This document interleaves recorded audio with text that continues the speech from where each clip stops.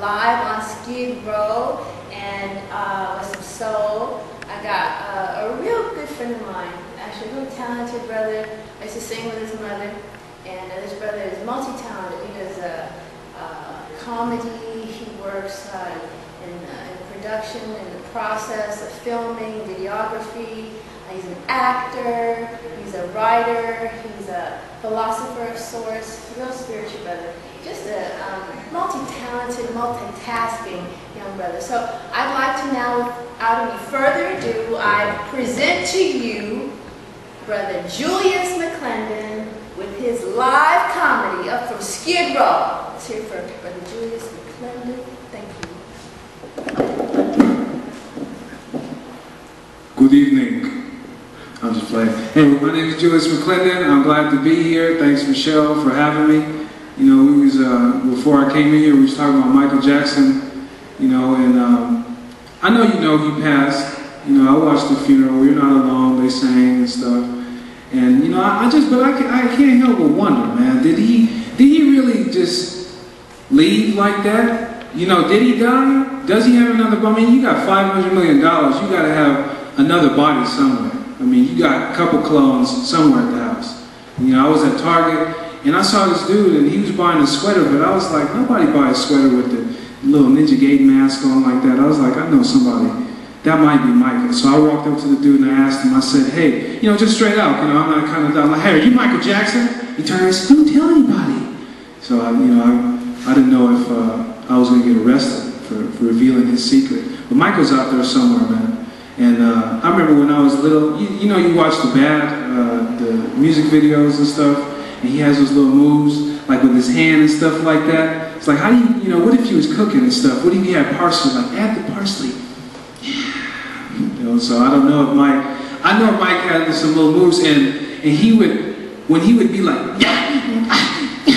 like that really meant something. That was exclusively a Michael Jackson moment. Michael Jackson was trying to get across something greater than words. You know, like Michelle was telling me some dude on the street was doing it like, you know, you walk past, you know, you might, hey brother, I'm sorry, I didn't mean to wrong you like that, brother, I didn't know. So,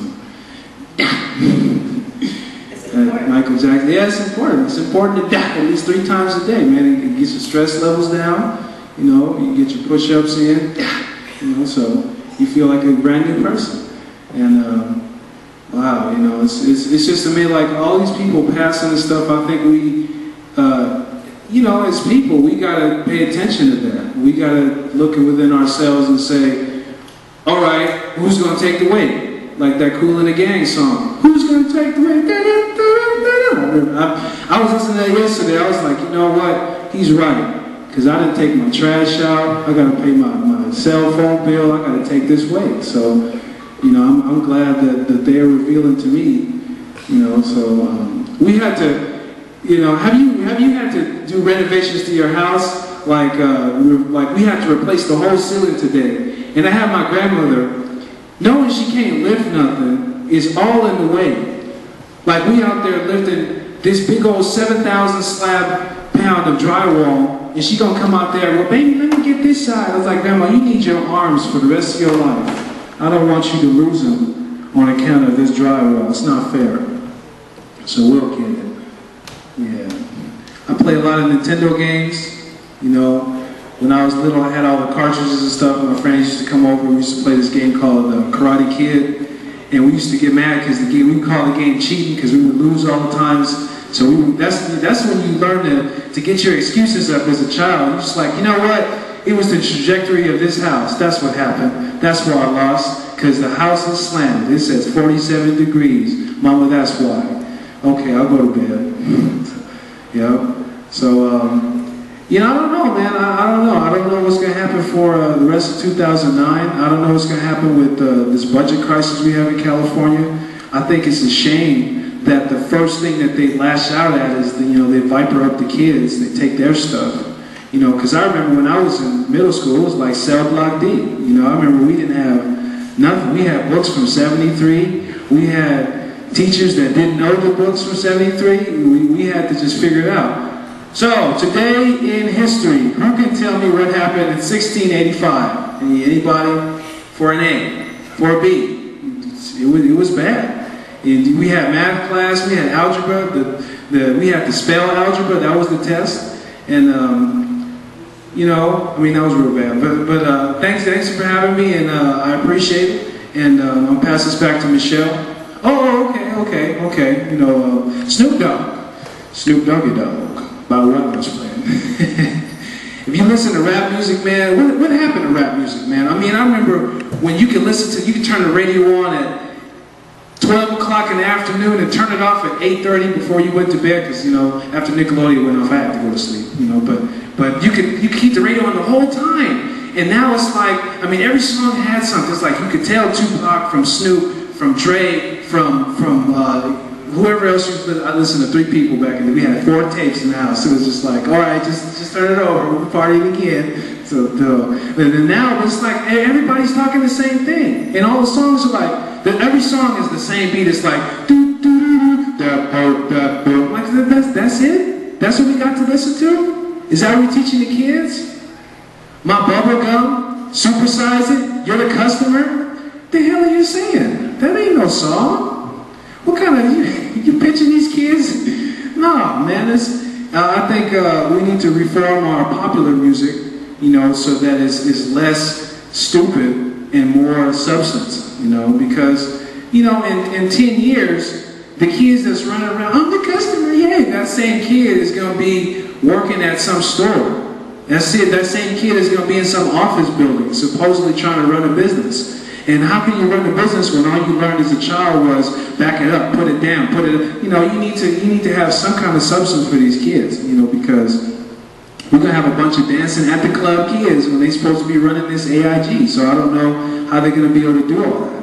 And stuff like this whole venue is excellent. Like, this is great, you know, to show up and to participate like this. You know, it's an outlet. You know, I can go home and be like, hey, I mean, my first comedy in a long time, I got on stage with some notes. You never do that. You never get on stage with no notes. That's like walking in on the final exam of your college task with an encyclopedia, like,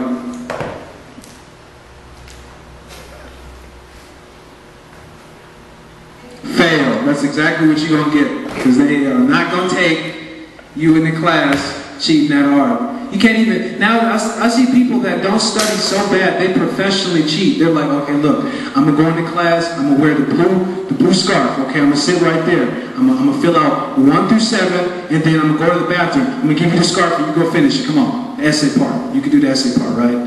We'll both fail, epically, because ain't nobody that stupid, you know, and I remember I had to take this test called, it was called the Stanford 9, and it was a test that is supposed to see if you're smart enough to pass high school. You know, aside from the 6 classes they give you, they're going to give you this one test, and that if you, let's say you got an A in all your classes, but this test you didn't pass, you still got to stay behind the grade.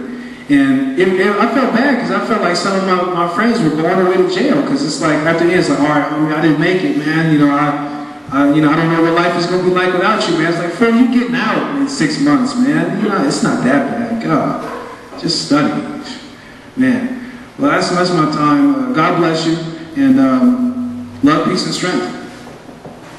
All right, Julius. I'm going to give it up for my friend Julius McClendon, and we just hope the best for you. God bless you. God bless, best continued success here on Skid Row and everywhere you go. And there you have it. Come and be free with me and my friends. And the next episode of Be Free With Me or True News you can use here live up from Skid Row, where we just keeping the soul and telling some truth with interviews and other true news that you can use. Thank you, and we look forward to you tuning in the next episode of